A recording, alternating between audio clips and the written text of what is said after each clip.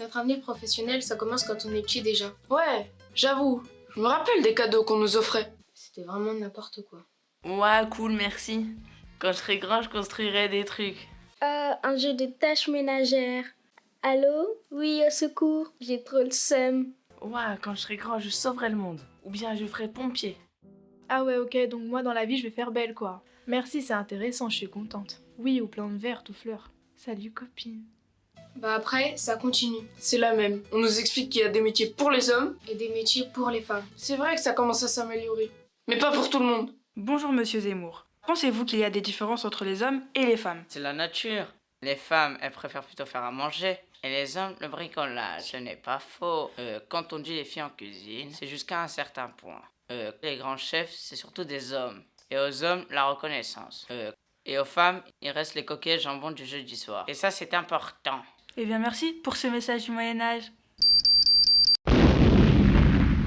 Sérieux, c'est un truc de ouf. Il y a encore trop peu de mixité dans les métiers. Bah à force de répéter toujours les mêmes conneries, bah les gens ils finissent par y croire. Salut, moi c'est Seb.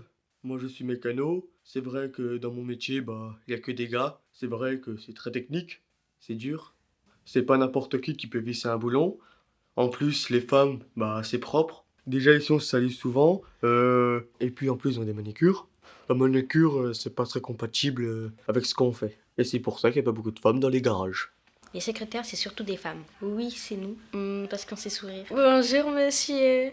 Vous pouvez nous dire pourquoi il n'y a pas beaucoup de femmes ingénieurs du son? Attends, tu me poses une colle. Maintenant que tu m'as fait penser, c'est vrai que j'en ai pas vu souvent. Mais bon, une table de message, c'est comme une automobile finalement, si on réfléchit bien. Regardez, vous voyez tous ces boutons? Bah oui, c'est ça. C'est très technique. Il y en a jusqu'ici, là-haut, là-haut, là-haut. Quand on descend... Mais enfin, vraiment, il faut juste les tourner. C'est vrai qu'on peut tous le faire finalement. Bonjour, moi je suis développeur. Je travaille dans l'informatique, un métier exclusivement masculin.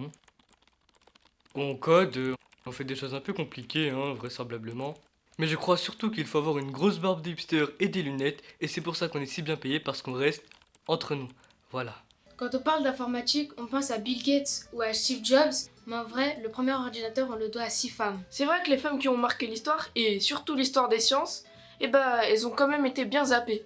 Le premier ordi, on le doit donc à Kathleen Antonelli, Jean Bartik, Marilyn Meltzer, Frances Pence, Betty Alberton, Ruth Tettelbaum. Elles ont pas des noms fastoches non plus, ça doit être pour ça qu'on s'en souvient plus. Aujourd'hui, c'est prouvé scientifiquement que les hommes et les femmes ont le même cerveau. Mais ça n'a aucun sens qu'on soit divisé comme ça dans les métiers. Et pourtant, alors que les femmes sont plus diplômées que les hommes, elles occupent en moyenne des emplois moins qualifiés et plus galères.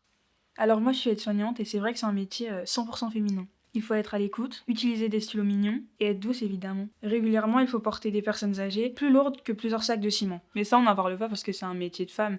Et sinon il faudrait nous payer plus. Ouais voilà, comme les hommes.